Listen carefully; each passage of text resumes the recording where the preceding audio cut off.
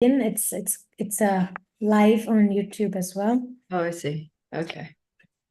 All right. So I'll go ahead and do you want to do an introduction or? Yes. Okay. We cannot see you, Prabhupada Priya. Oh, right. Sorry. Yeah. I'm hiding here. There we go. All right. So thank you so much, Prabhupada Priya, for coming and giving us your Sangha. And I would like to introduce all of you to my very dear friend, Prabhupada Priya Devidasi. I met her in Srila Mayapur, and the first time I met her, I was like, wow, she is such a, one of those Vaishnavis that we feel inspired and we're proud that somebody like that exists. And now here I am in Texas, and she is the zonal supervisor for Texas.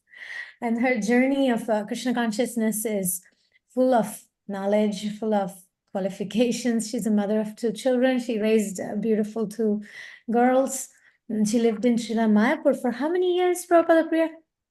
9 years in Mayapur and 10 years in Vrindavan.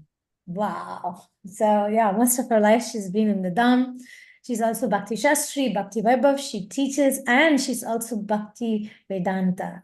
Did you already finish, or you're in the, yeah, you already finished. Yeah. Wow. So we have our Bhakti Vedanta, Prabhupada Priya. Thank you so much. This is our first Bhakti Vedanta person giving a class. Hopefully have many more. Feeling very grateful. So please, you can take over from here. Thank you. Okay, thank you very much, Shri Radha Govinda. I'm very honored to be here with all of you. I'm going to share my screen now. So the topic today, I'll do a PowerPoint presentation we're talking about anger. So this is something that we all have experience of with, for better or for worse, usually for worse. So in this presentation, we're going to try to see how we can make it for better. Just start the slideshow. There we go. Is it cut off on your screen, or is it okay? It's okay, right? Okay, so yes, all of us feel anger from time to time. And it's interesting because this is going to be based on Srimad Bhagavatam. And Srimad Bhagavatam is so relevant to our lives. And the sages who compiled Srimad Bhagavatam, I say sages because Srila Vyasadeva, there's Maitreya, there's Shukadev Goswami, there's so many sages that contribute to the discussion and presentation of Srimad Bhagavatam. So they know this is the book for Kali Yuga, right? It said that when Krishna departed to his own abode, accompanied by knowledge, religion, and so forth, then Srimad Bhagavatam was the sun that arose in order to dissipate the darkness of ignorance in this age of Kali. So this is the book for Kali Yuga. And so the sages know that in Kali Yuga, we struggle with a lot of things, and anger is one of those things. So there are many pastimes in Srimad Bhagavatam where we see even great personalities, devotees of the Lord, exhibiting, being controlled by anger. And we see the effects of that. So this presentation is based on Srimad Bhagavatam, and we're going to look at several different pastimes in Bhagavatam where situations of anger arise, some of them appropriate, some of them inappropriate, and what we can learn from those in order to manage our own anger. Okay, so a little overview here. We're going to see inappropriate expressions of anger, appropriate expressions of anger, because anger is not always bad. It can also be used in the Lord's service, but it has to be handled carefully. Techniques for managing anger, and then the process to become free from anger. So hopefully by the end, you'll be equipped with some tools for preventing yourselves from being controlled by anger. All right. So Krishna speaks very strongly about anger in the 16th chapter of the Bhagavad Gita. He says that there are 3 gates leading to hell, and anger is one of them. So this is a very heavy statement, And very important for us to understand how and why anger needs to be controlled, because if we don't control it, it can literally lead us to hell, because it leads us to committing offenses and hurting devotees, hurting other creatures, hurting ourselves, and there are heavy reactions to that. So question is, does this apply to all kinds of anger? Is it that a devotee should never become angry? And the answer is no. It depends on what the cause of the anger is, what the mood of it is. So yeah, in the first 6 cantos of the Srimad Bhagavatam, we see various exhibitions of anger. And Srila Prabhupada makes it clear in his purports there that sometimes anger is inappropriate and degrading, and other times it's actually appropriate and beneficial. So we're going to look at the differences of these appropriate and inappropriate anger. Okay, so inappropriate anger generally arises out of ignorance, and there are different forms of ignorance. First is false ego, thinking that I'm this body.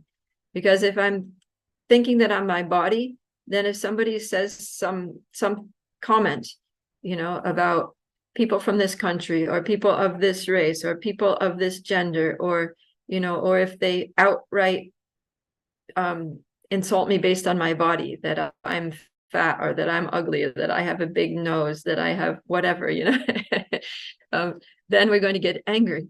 But if we know that we're not the body, then it doesn't matter what kind of comments they make about my particular body, or general sweeping, prejudicial statements about people with bodies similar to mine. Because I'm not the body, it doesn't affect me, right? And then there's another type of ignorance. Ignorance is possessiveness. So thinking that something is mine. So if I'm thinking that something is mine, then if somebody takes that thing, I'm going to be angry. If somebody threatens that thing, I'll be angry. If somebody insults that thing, like if I'm thinking that thing that's mine is my child, my husband, then we're also going to, we identify with those things. We extend our bodily concept of life to things that we think we possess. And if those things are hurt, right? Like if somebody bumps into my car or something, then I get angry because I think it's mine. It's an extension of me. So possessiveness. Then there's lust. So this is the ignorance that these are all extensions of false ego, that I am thinking that we're things that we're not. So if I think that I'm the enjoyer, then if somebody is getting in the way of my enjoyment, I'm going to be angry, right? I have my plans for how I'm going to have a good time. It's going to be just like this. And then somebody comes along and throws a wrench in the gears of my plans, and it all comes to a crashing halt. And then I just want to I'm so angry towards that person. I just want to get them out of the way, get them out of my life, like that. So, yeah. And then the last one here is false pride, this thing that people need to respect me because I'm, such and such, I'm in this position, or I'm this person, or I've been in the movement for longer, or, I'm so knowledgeable, or whatever reason. Even if we don't have good reasons that people should respect us, we think we do. Prabhupada say that a pauper is proud of his penny. He has nothing, but he has a penny, and he's thinking, I have a penny, and I'm awesome, and everybody has to respect me for my penny. So like that, everybody feels that they should be respected for whatever. And then that sets us up for frustration and disappointment, because not everybody's going to respect us for anything, even if we have, really good credentials and qualifications and qualities and responsibilities. Still, people are not going to respect us. And then, but if we think they should respect us and then they disrespect us, we're going to get angry. But if we think, who am I? I'm just an insignificant, tiny spiritual speck, struggling to be a devotee in this world, and I'm such a fool and rascal that I came to this world in the first place. I rebelled against Krishna. I did the stupidest thing ever. I should respect everybody else. I'm not worthy of any respect. Then if people disrespect us, it's like, yep, you're right. I'm stupid. I'm foolish. I'm ignorant. So we won't get angry. We'll just be fine. So yeah, if we can clear out the ignorance and in all of its manifestations, then we can actually live a very peaceful life and not be disturbed, even if people do insult us or damage our things or foil our plans or disrespect us. So these are some keys to a happy, anger-free life. All right. So now let's look a little bit more about how anger arises and how it manifests. So as with everything in this world, it all starts from a subtle platform. Like the whole creation, it starts from subtle material energy, and that manifests on the gross plane. So in the same way, our consciousness gives rise to feelings, and those feelings give rise to urges, and the urges give rise to actions. So Srila Prabhupada would say thinking, feeling, and willing. And Srila Prabhupada unpacks this or explains this very nicely in a purport to Srimad Bhagavatam 4:29-63, where he says, I'm just going to read a little bit here. He says, when the mind is joined with a particular sense, it immediately becomes manifest in a certain way. For instance, when there is anger in the mind, the tongue vibrates so many maledictions or bad words. Similarly, when the mind's anger is expressed through the hand, there is fighting. When it is expressed through the leg, there is kicking. There are so many ways in which the subtle activities of the mind are expressed through the various senses. So he's saying it starts with the mind, and then it manifests through different senses. And then, if it manifests through the voice, then you're going to yell, shout, swear at someone. If it manifests through the hands, you're going to slap, punch somebody.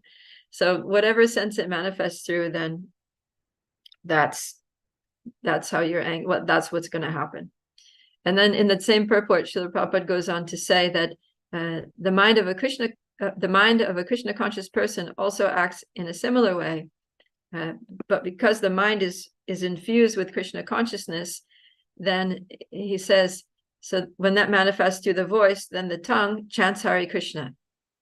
When it manifests through the hands, then the hands are raised in ecstasy. When it's manifest through the legs, then the legs dance ecstatically in kirtan.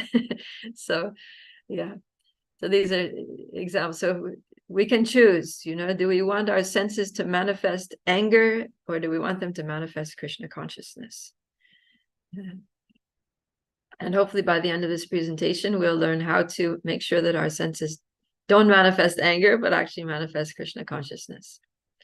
So Srila Krishna in Bhagavad Gita explains how anger, when it arises, it destroys our consciousness. It really heavily degrades us. So he says, Krodat bhavati samoha. This is from chapter 2, text 63. So samoha means bewilderment. That is krodat, anger. When it arises, it causes samoha. It causes delusion. It totally puts us into a comatose state of consciousness. and that delusion leads to smriti vibhrama, that we forget everything. Our remembrance is befuddled. It bewilders our memory. So we forget about our own values. We forget the principles that we're trying to live by. And then that leads to buddhi nasho. So buddhi, means intelligence, and nasho means it destroys. So it destroys our intelligence, so that we lose our power to discriminate between what should be done and what should not be done, and what should be said and what should not be said. Our ability to see what's appropriate in time, place, and circumstances And so we behave in all kinds of outrageous ways. So we see a good example of this in the 4th canto, in the pastime of Daksha and his sacrifice. When he's planning to do this great, wonderful sacrifice, he invites all the sages from around the universe, all the demigods, and Daksha is such a powerful and prominent personality that they all come. It's a testament to Daksha's his good qualities. That he's not just a powerful personality, but he's a good person, essentially. he's a Prajapati. He's doing this important service on behalf of the Lord and Lord Brahma to populate the universe with living entities. So he's playing a very important service in the creation of the material universe. And yet he becomes so proud that when Lord Shiva enters the sacrificial arena, and when Daksha comes in and Shiva doesn't stand up, everybody else there stands up to honor him. But Lord Shiva, he's so absorbed in meditation on Krishna that he doesn't even notice that Daksha enters, and so he doesn't stand up. And then Daksha gets really angry. He's thinking, who is this Lord Shiva? How dare he disrespect me? And because Lord Shiva happens to be married to Daksha's daughter Sati, then he thinks, he's my son-in-law, he's my inferior, he should respect me as his father, and he's just so impudent like this. So he becomes very, very angry, and he starts hurling all kinds of very heavy insults at Lord Shiva, talking about how he's dirty, he doesn't bathe, he's just like a useless, homeless person. He's crazy. He compares him to a monkey, and he blasphemes him in all of these really terrible ways. So we can see how Daksha, what we saw in the last slide, that he becomes deluded by his anger, and he forgets so many important things. He forgets that he's about to perform a very pious, Vedic ritual. He forgets that all the demigods and sages are there watching him, and that, if he would remember that, he would probably be ashamed, of things that he's saying, and he would check himself. So he loses his intelligence and starts saying a lot of stupid things. He can't discriminate as to the time and the situation that he's in, and he totally just loses it. He just loses his cool. He's totally lost it. And as a result, he loses many more things. So one thing that he loses is his darling daughter, his youngest daughter, Sati, who was, like his youngest of, I think, 13 daughters, and she was his pet child. And when she heard the way that her father was insulting her husband, then she became so aggrieved at her father's offenses that she decided to give up her body, thinking that my connection with my father is based on this body. I reject the body that he's given me, and I don't want to be associated with him. So she sits down and she absorbs herself by her own mystic powers, because she was a very great and powerful personality, being the wife of the eternal consort of Lord Shiva. So she just sat down there, and by her own will, she caused her body to just combust, and she burned her body to ashes. And Daksha was so hard-hearted because of his anger. You can see in the background, he's just sitting there very pompously observing his daughter being burnt, and he doesn't even do anything to stop her. He just sits there and just like, yes, because she's associated with that wretch Lord Shiva, she also should die. So this is, anger is so destructive and so horrible. And we see this in Bhagavatam. And this is not all that Daksha lost. He also lost his own life as a result of these offenses, because when Lord Shiva was told by Narada Muni that now, your wife Sati is dead because of Daksha's insults, then Lord Shiva got angry, and he, took a hair from his head or something like that, and he created this huge demon named Virabhadra. And Virabhadra went charging there to Daksha's sacrificial arena, and he, knocked out Daksha's teeth and also the teeth of someone else there, and he caused a lot of destruction there. And then finally he took hold of Daksha and he threw him down onto the chopping block that they would use to cut off the heads of the sacrificial animals. And he picked up the sacrificial axe and cut off Daksha's head. So that was the end of Daksha.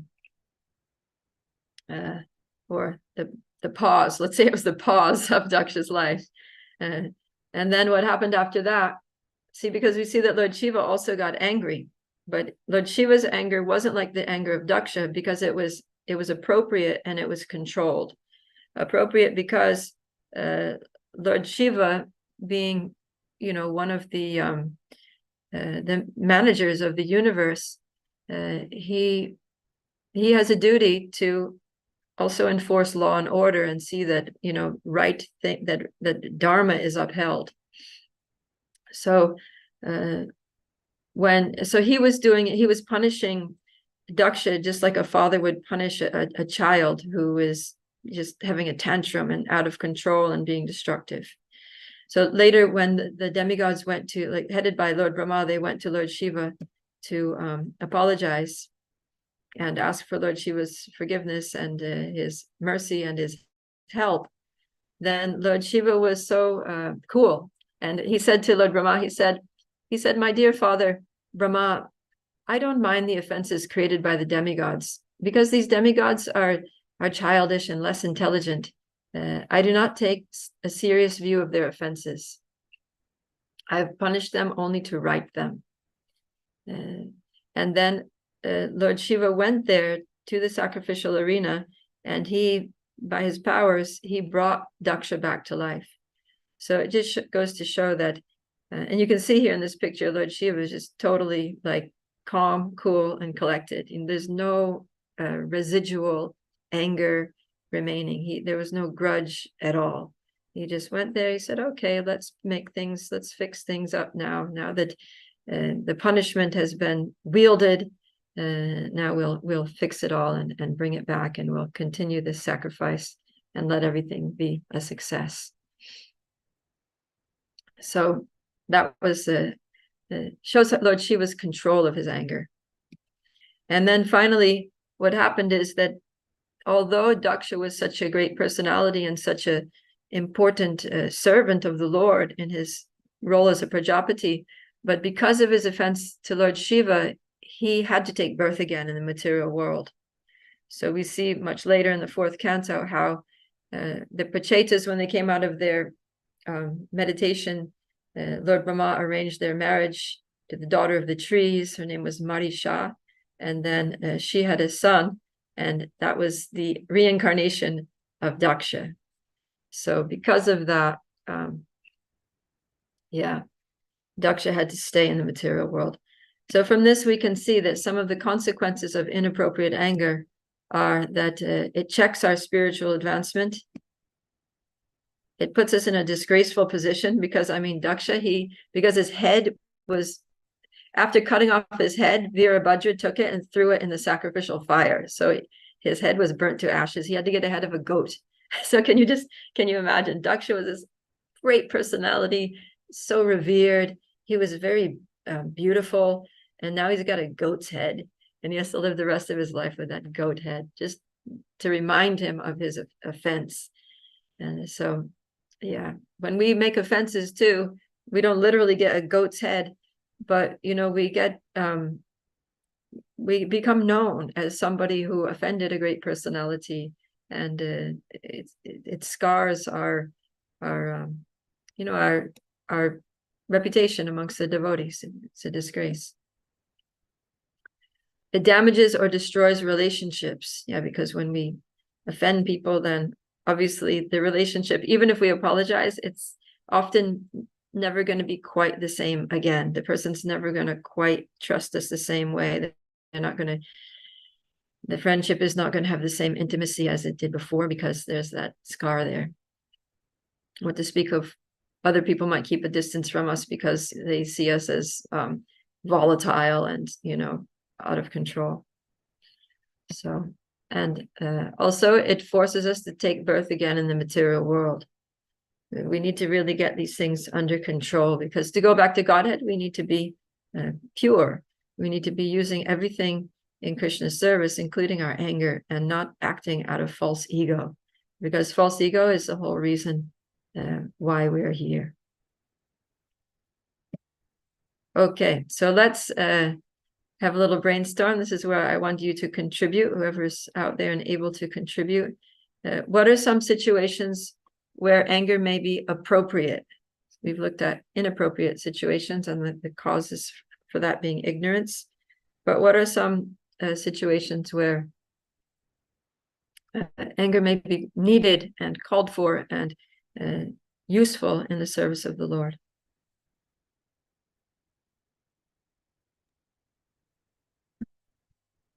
When somebody harms or molests a child or our children in the community. Yeah, that's really good. Yes, we can't just sit back and tolerate abuse and mistreatment of devotees, especially vulnerable devotees like women, like children, like elderly people. If they're mistreated, then we need to stand up for them and get angry and take action. But even that needs to be controlled, but definitely need to get angry, because the anger is good in that sense, because it actually inspires us to act. Otherwise, if we don't get angry, if we're just peaceful, like, oh, well, I guess Krishna's controlling everything, and they must have had some karma from a previous life, and what can we do? These things happen, and it's Kali Yuga. Then these kinds of perpetrators are going to keep doing the same things again and again, and it's not good for them, and it's not good for our movement. And even if it is the karma of the people who were abused, but still we're being called upon to act, and if we don't, then we get the karma and we'll be abused in our next life. So yes, anger is good because it impels us to take appropriate actions. Anything else that you can think of? When somebody is blaspheming Guru, Krishna, or devotees. Yeah, good. When there's any kind of blasphemy of Krishna, we would see that, that Srila Prabhupada would often, I think I have it. Is that my? No, that's not the next slide. No, that's not the next slide. That comes up later. Yeah, that sometimes Srila Prabhupada would get angry with some, Mayavadis or, that would blaspheme Krishna and just make all kinds of philosophically deviant statements to say that actually, Krishna is just an ordinary person. He would get very on fire, and speak loudly. So like that. So we should do the same. Of course, we should do it appropriately.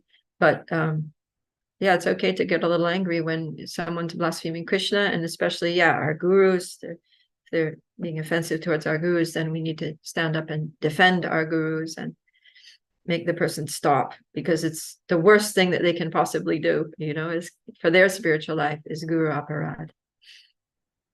Okay, good, thank you. So, but even in these situations, even when anger is appropriate, we still need to be very careful, because it's a fact that anger is like fire. So fire is very useful when it's under control. If we're in the kitchen, we're cooking and offering for Krishna, then we use fire, and we can produce wonderful, delicious offerings for the pleasure of the Lord, for the pleasure of the devotees, for everyone's good health and nourishment and vitality. But if that fire gets out of control, even the nice, useful kitchen fire can be very damaging and destructive if it's not checked.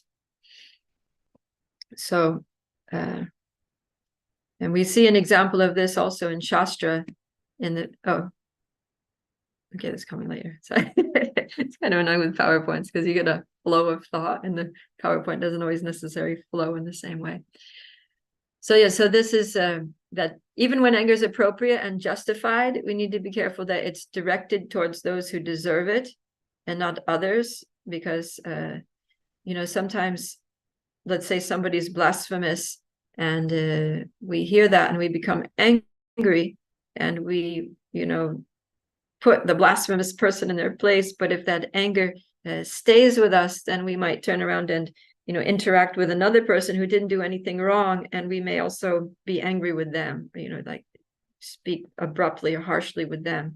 So we need to make sure that it's directed, has to be like the Brahmastra, it would only burn its target. It wouldn't harm anybody else. So yeah, so here we see an example in the case of Juva Maraj, that he's fighting with the yakshas, and it was appropriate because the yakshas murdered his brother, and because he was the king, then it was his duty to uphold law and order. But the problem is that he got a little carried away, and even though it was only one yaksha who killed his brother, he was killing many hundreds and thousands of yakshas. So when Manu, Swayambhuva Manu, saw that, then he intervened, and he actually told him, he said, "My dear son, please stop. It is not good to become unnecessarily angry. In fact, it's the path to hellish life." Same thing that Krishna says in the Bhagavad Gita. He says, now you're going beyond the limit by killing yakshas who are not actually offenders. So we have to be careful to not manifest anger towards those who are not offenders, only towards the offensive person. But Srila Prabhupada explains in the purport that it's the very nature of anger that it increases unlimitedly. He comments on the Sanskrit word from the verse ati roshena. So ati roshena means that it has this tendency to increase unlimitedly. It tends to get out of, that's the nature of anger. So we have to be very conscious that we're playing with fire. And like we saw in the last slides, that it starts off being good, but it very easily and quickly and unexpectedly gets out of control. And before we know it, it's just taken over. And so, yeah. And then this is what I was talking about before, is Srila Prabhupada. So Srila Prabhupada's mood is that sometimes he would get quite angry.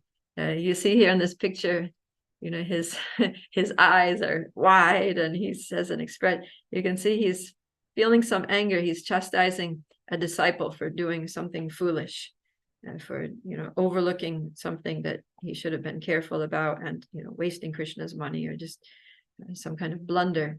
And so Prabhupada is angry, but then Prabhupada had this remarkable characteristic, that after the disciple would leave the room, he would turn around and just be totally, gentle and graceful and happy and perfectly poised with others who didn't do anything wrong.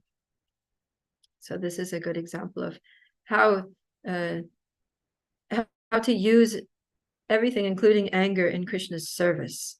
That it's a tool that we use in Krishna's service, that when we're using it, it's like a hammer is a tool. You use it to pound in a nail, but you don't turn around and pound someone on the head with it when you finished pounding in the nail. You pound in the nail, you put the hammer back in the toolbox, you close the toolbox, put it in the closet, and then you go on and do your next thing, and without a hammer in your hand. So like that, we need to understand that anger, all of our emotions, they're actually tools to be used in Krishna's service. They inspire us or impel us to act in Krishna's service if we're Krishna conscious. So, okay, then the next way that we need to be careful about even appropriate anger is that the consequences of our anger should not be worse than the situation that caused it. So the example of this is Priya Maraj. So Priya Maraj was performing this, he wanted to perform 100-horse sacrifice, and it was for the benefit of the whole humanity.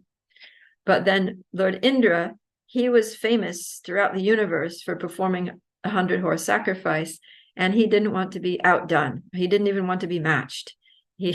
So when Priya Maraj was about to offer the 100th horse, Indra kept coming and stealing the 100th horse.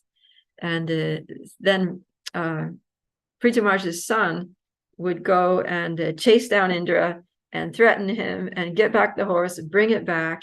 And then Priya Maraj would do the rituals and just about to offer the 100th horse. And again, Indra, and it kept happening repeatedly. But what Indra was doing, because Priya Maraj's son was very powerful and he was threatening to kill Indra, but each time Indra would disguise himself as a sannyasi. And every time he would disguise himself as a different sannyasi, as if he was a different person. And this way, Indra was starting a whole tradition of bogus sannyasis. And so when, who was it? I think it was Lord Brahma. Yeah, when Lord Brahma saw what was going on, he thought, oh no, this is terrible. The sannyas ashram is supposed to be the purest ashram, is supposed to be the leaders of all the other 3 ashrams and the teachers of society. And we need sannyasis to be, pure and bona fide, to guide human beings on the spiritual path back to Godhead. And if the sannyasa ashram becomes corrupt and degraded and contaminated in these ways, there's no hope for humanity. So what Prabhupada Maraj realized is that the sacrifice, although that was meant for the benefit of humanity, what was happening due to Indra's misbehavior and the anger, that his son's anger, was producing a worse result. It was defeating the whole purpose of the sacrifice. So then he decided to stop the sacrifice. So here, so the point here is that sometimes we want to, let's say somebody's offensive and we become angry, but we see that the words that we're speaking or the actions that we're taking against the person are making the person even more offensive, or are causing other people to blaspheme us for being angry because they don't understand the proper use of anger. Or there's just some kind of ramification to our rightful anger that's causing a very worse scenario. Then we'll need to we should calm down our anger and try to deal with things differently. So in that case, so that's what happened. So then Brahma said, look, Ritu, just be satisfied with a 99 horse sacrifice. So he accepted that. And then his son was not angry anymore. Indra was happy. Everybody was peaceful. So like that. Okay. Then another thing we need to be careful of is that anger is our last resort, not our first. So even if someone is abusive or offensive, we should try to deal with things without anger. We should try to just kind of like keep our cool, be rational, see, okay, how can we deal with this properly?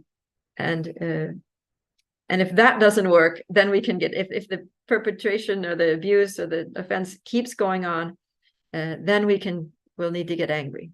But it should be our last resort. And we see this in the example of how the sages deal with King Vena. So Vena was this really horrible king. He was just demoniac through and through.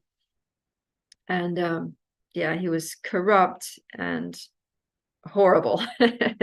So the sages, they were feeling responsible because they had installed him as king after the premature renunciation of his father, King Anga, who was a great devotee. And then they were thinking, oh no, we put him in power, we need to deal with this. So when they first went in to deal with King Vena, they tried to pacify him. They spoke sweet words, they tried all kinds of political diplomacy, but Vena was just becoming more and more, he was insulted, he wasn't responding to the sweet words, and he was just insulting them with even worse and worse offenses the more they were trying to use their diplomacy.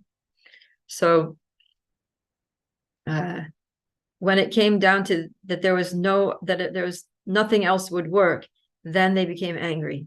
And then by uttering mantras, they could kill him. They killed him off. So yeah. But even in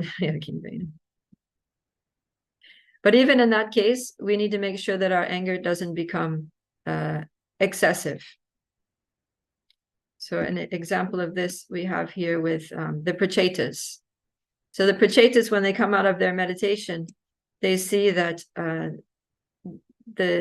nobody's been managing the planet for so long, for thousands of years.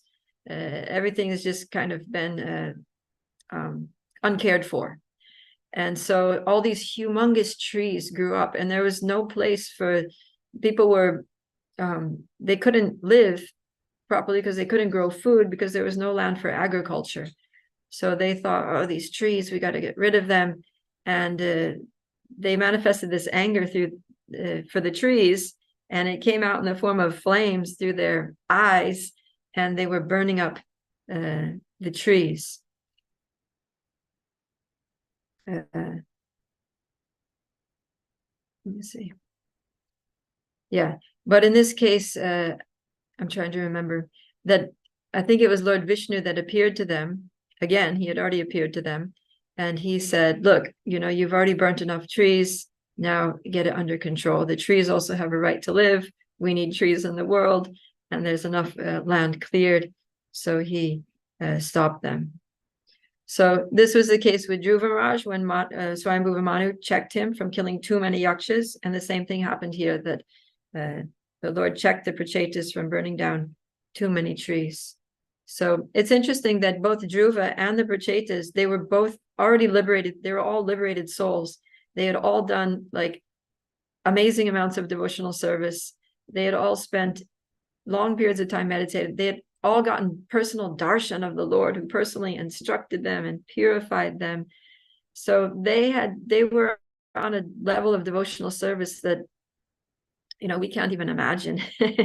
And still they both had experiences where even though they got angry for appropriate reasons, their anger became excessive, and they had to be checked by superiors. So so that's instructive for us, that we may get angry, but we still need to take guidance from superior devotees on how to when enough is enough, so that it doesn't become too much. So now let's look at another way to manage anger. So this is what often we tend to do, because we think, oh, we shouldn't become angry. Devotees don't become angry. We try to repress our anger and just not let it manifest itself. But we shouldn't do that, because if we repress anger, then the fact is that it's still there. It didn't go away. It's just pushed down. And because it's still there, and because it didn't, manifest in any way, then it stays, its destructive potency starts wreaking havoc within us, and it harms our mental and physical health, and it can cause diseases and all kinds of things. And ultimately, it's going to bubble up. It'll just build up, and then something will happen, and it'll be like, the straw that broke the camel's back, and then it's just going to explode. So repression is not the solution. So another possibility is to express our anger. Okay, well, I shouldn't repress it. Let me just let it out then. But we shouldn't do that either, because obviously we might offend someone, we might hurt someone, and our problems are going to get much worse. So then what to do? So Krishna says here, he gives us some clue here in the Bhagavad Gita, that by being free from attachment and aversion, and controlling our senses through regulative principles of freedom, we can obtain the complete mercy of the Lord. So by following the regulative principles of devotional service, basically by being Krishna conscious, then we can be freed from the dangerous effects of anger, and we get the help of the Lord in doing this. So Krishna is always ready to help us. So we have to remember this, that when we're angry, we really need to take shelter of Krishna and understand that anger is also Krishna's energy. All these things are Krishna's energies. All of our thoughts, all of our feelings, that's all Krishna's subtle material energy, and it's all under his control. Mayadhyakshena prakriti suyate sacharacharam. It's all under his, he says, this material nature is one of my energies, and it's working under my direction. So Krishna can take control of all these things. So then how to do this? There we are, seething with anger. in the moment, we're about to say something or do something that we're probably going to regret later, what to do in that moment. So actually, let's just go back before what to do. So I never, going back to this verse, I never thought about this verse very deeply in relation to anger until Urmila Mataji was talking about it in a Bhagavatam class. And I went to speak to her afterwards because I was going through a very difficult situation in my life, which was causing me a lot of grief and a lot of anger and bitterness. And I was just really not knowing how to deal with those feelings. And so she looked at me very compassionately. I went to her room. This was in Mayapur. I was sitting there in her room, and she looked at me very compassionately. And she said, if you want this situation to improve, because I explained the situation to her and my whole life circumstance, what was going on. And I was completely like just deadpan, as if I was talking about some event that I read about in the newspaper, some horrible thing that happened to somebody else. But that horrible thing happened to me, but I was just being so emotionless when I told her about it. Although I told her I was upset about it, but I wasn't. When I was communicating, there was nothing to indicate that. So she looked at me and she surprised me by saying, if you want the situation to improve, the first thing you have to do is stop repressing your emotions. And then I said, well, if I don't repress my emotions, I'm probably going to either become clinically depressed or I'm going to explode and hurt someone. And she said, no. She just what we saw in the last slide. You shouldn't repress your emotions, and also you shouldn't indulge in them and act on them. And then I said, well, what should I do? So that's, what should I do? And she said that you have to let them come up. So let them come up and observe them. So this is a technique. So just pay attention, because this is a technique that we can all use. So when let them come up and just observe them. Take a step back and realize that these emotions are not me.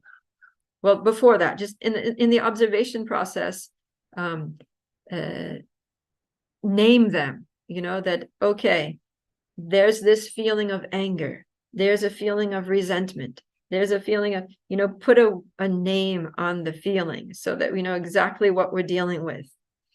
And then feel it. Allow yourself to feel it fully, just feel it, but don't identify it with it. Step back from it and be like, okay, I'm feeling a lot of anger right now. It's my lip is shaking. I can feel my face getting red. I'm about to do something, but this is not me. It's not me. It's just an energy. It's one of Krishna's energies that's right now manifesting in my subtle and gross body. But it's not me. I'm a soul, and I'm totally aloof from this experience, from what's going on with my subtle and gross bodies, which are not me. So we have to remind ourselves that we have nothing to do with these feelings. So we can separate ourselves from them, and don't try to enjoy them, because we often, like when we indulge in emotions, it's a weird, perverted manifestation of the enjoying propensity. That, I'm really angry. I'm going to get right into my anger, and I'm going to use this anger, and I'm going to do something. The same way that we're excited about something good that's going to happen, and we get into it. Wow, I'm really inspired by this, and I'm going to do something. It's the same exact thing, just a different flavor. So we shouldn't try to enjoy them, indulge in them, or act on them. We also shouldn't try to control them by pushing them down, because we're not the controller and we're not the enjoyer. So don't try to enjoy your anger. Don't try to repress your anger. That's not what we are. We're not the controller or enjoyer. It's not up to us. We're the servants. So we need to identify that I'm the soul. I'm the servant of Krishna. And all of these feelings, my anger is just one manifestation of his energy. And because it's Krishna's energy, we can just hand it over to Krishna. Just take it and offer it to Krishna. That Krishna, this is your material energy. It's nothing to do with me. It's all yours. Just please take it away from me. So Mother Urmila actually guided me through this whole this short meditation, where I allowed my feeling of anger to come up, and it rose up. You know, I felt it there, and I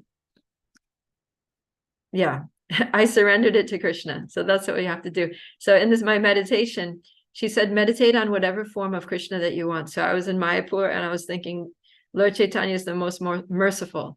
I really need the help of Lord Chaitanya to deal with this.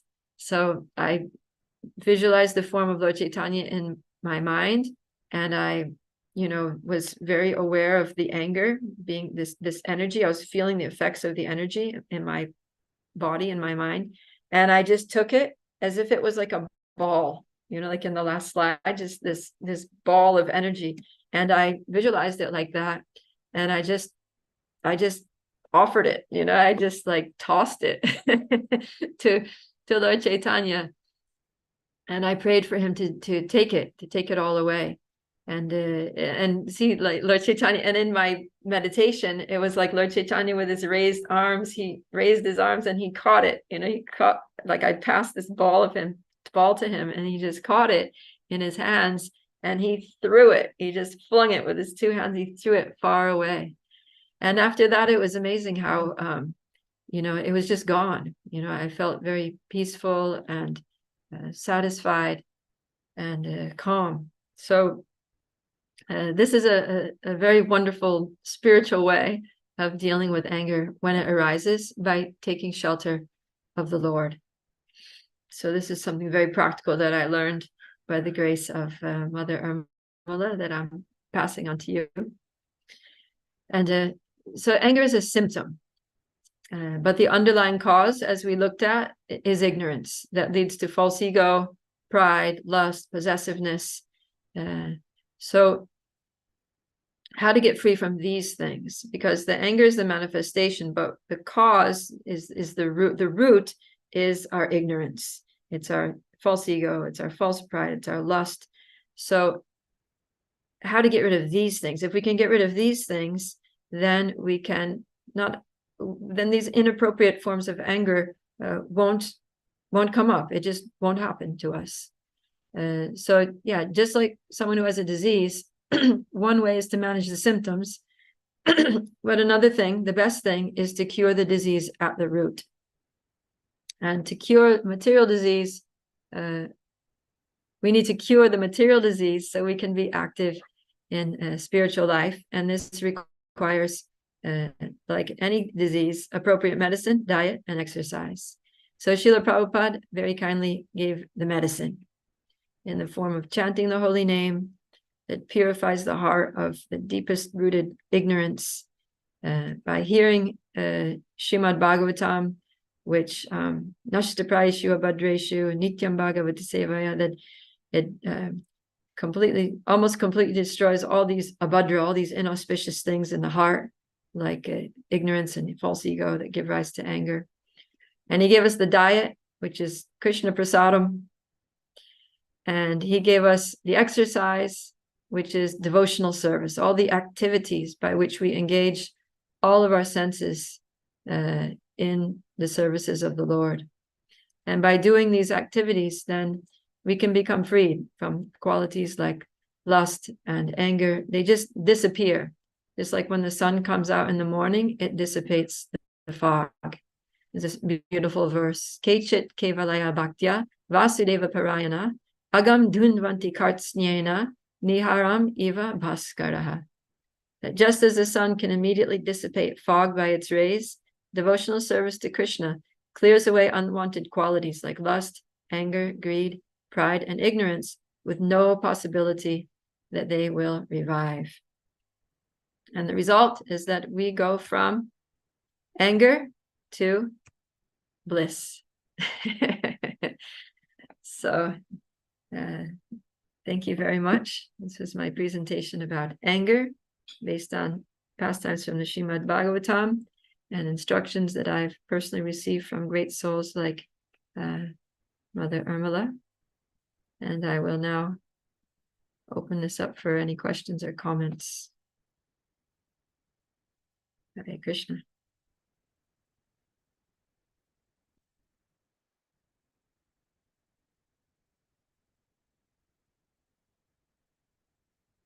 Any thoughts on this topic?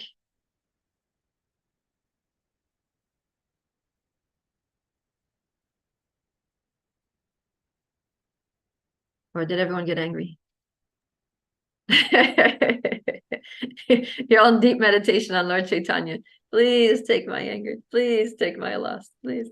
Krishna. This is Tani Radha. Thank you so much. I just I was able to attend the last half an hour, but then it was very beautiful class, and very grateful to you for that, choosing this beautiful topic, and giving a excellent explanation.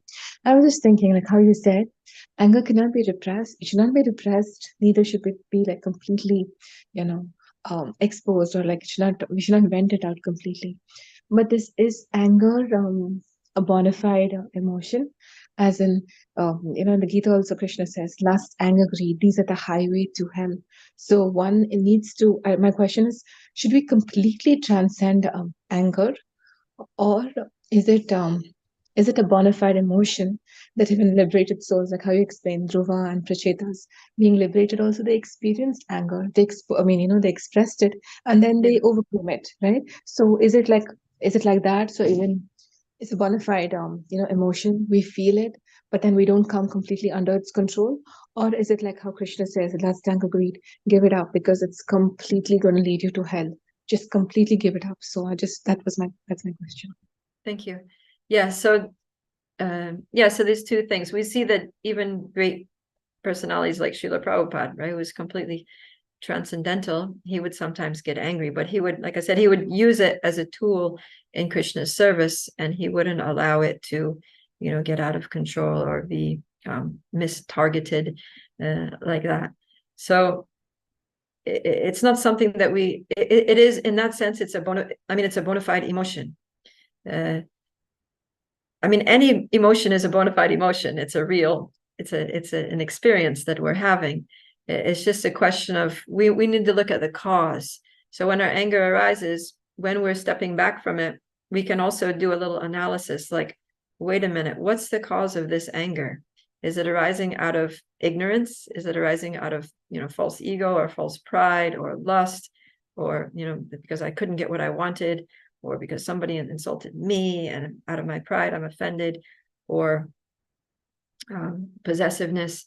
So if it's arising out of any of those things, then we should just pray to Krishna, just get this out of here. Just, take away my anger and take away my ignorance as well, please, while you're at it. Free me from the pride and possessiveness and the lust and the false ego that led to this emotion. So we should really pray. We need to be introspective when emotions arise, and reflect and be very honest about, where is this coming from? So if it's coming from ignorance, then we need to just get rid of it. But if we reflect on it and we think, okay, this anger is actually inspired by the Paramatma, because he wants me to do something in his service. He wants me to take a stand against injustice, against corruption, against abuse, that's happening in our movement. And but even then, you see, like the cooking fire, it needs to be in control. So, okay, I'm feeling this anger. Krishna wants me to do something. Let me just make sure that I do it properly, that I don't get carried away. Let me, maybe I should consult senior devotees and get their advice on how to appropriately respond to the situation that's causing my anger. Maybe we can work together as a team to take action, to make sure that the action is appropriate, and that it's targeted towards the people that need to be taken action against only. Okay, so it requires some thought. We always have to think, look before you leap. We have to really be in the mode of goodness, and think carefully about our steps. because devotional service is it's a fine line. We're walking on the razor's edge, and in 1 minute we go off, we can fall into a bad situation. So we need to be very, very thoughtful about how we handle potentially harmful things like anger, how we use this fire. Okay. Thank you so much, Mataji. It was really very, very beautiful answer. And then something which I was always pondering about, about anger. You beautifully explained it. I think most of the anger that I feel comes under because there is an attack on my own self-ego, I guess, like how you said, self-ego, possessiveness, or something, my own need which is not met, not something which is like an injustice which is being meted out, and then I can use this anger to deal with that particular injustice. So that's very nice. Good. Yeah, so we need to do a little self-analysis before we take action. And that will help us. That helps us to make spiritual advancement, because if we can honestly recognize that, wow, I have a lot of actually pride, I have like I thought I was an advanced devotee, but why is this anger arising? It's showing me something about myself that's there that I need to work on, that I need to really take shelter of Krishna and pray deeply about and be alert about in my spiritual life. Be cautious. Okay. Any other question? We're getting a little over time, maybe. Should we stop, Radha Govinda? We can ask for 1 or 2 more questions or comments. Okay. I'm fine with that. Go ahead, please.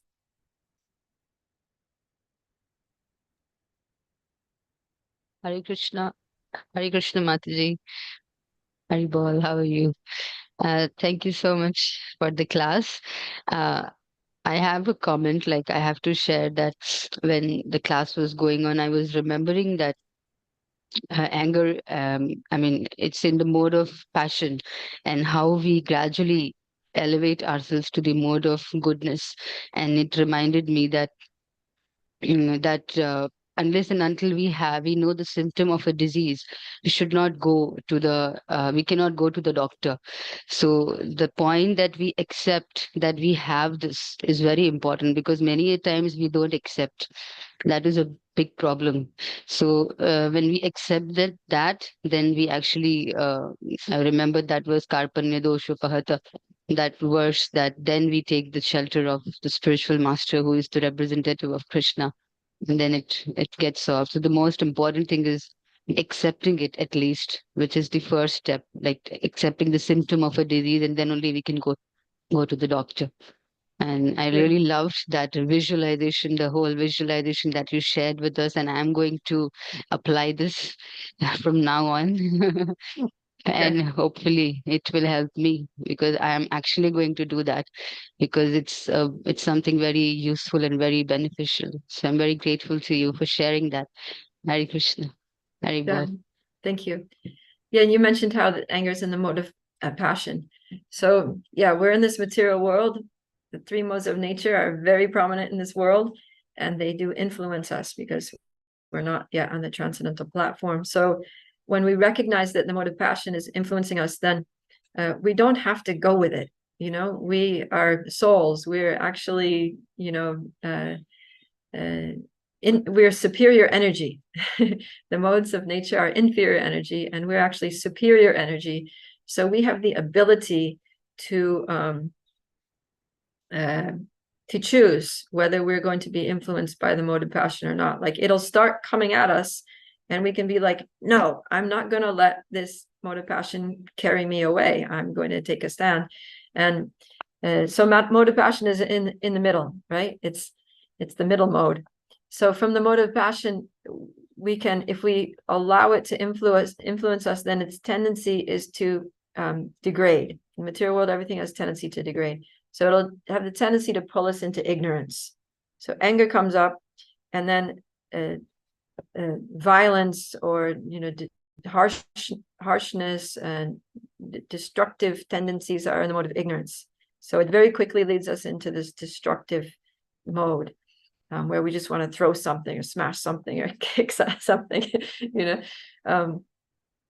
but we don't have to let it take us there, right? We can choose that I'm going to, instead of being degraded into ignorance, I'm going to elevate myself to the mode of goodness.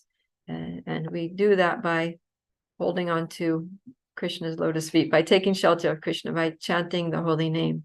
And we see that Juva Maraj did that, right? When he was on the battlefield and he was advised by the sages to take shelter of the holy name. So when we take shelter of Krishna, then these lower modes, they just dissipate. They can't stand, in the same way that, like we saw, that the sun rises and dissipates the fog.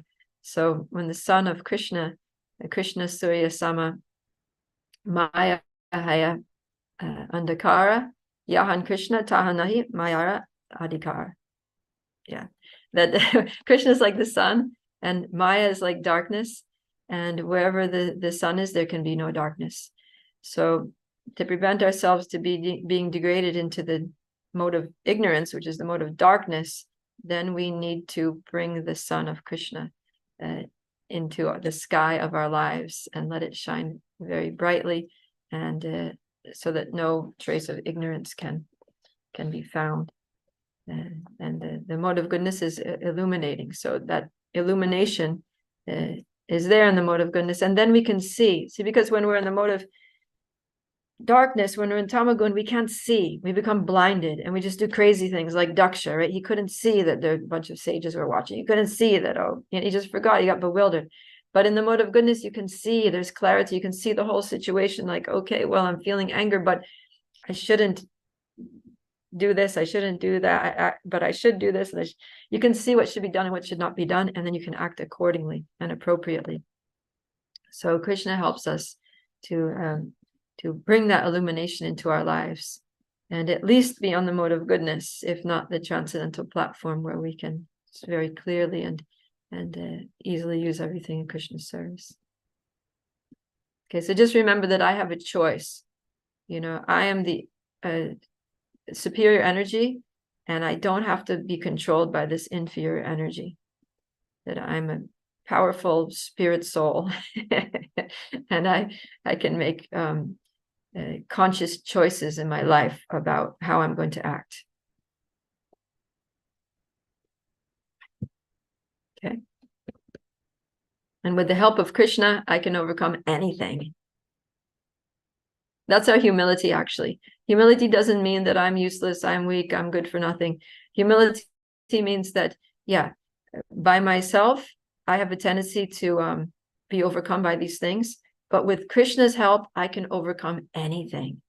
So humility is actually the basis of our empowerment. Because if we're just thinking, pride is that I don't need Krishna. I can do it on my own. I'm strong, I'm smart, I've got money, I've got friends, I can do it. That's pride, right?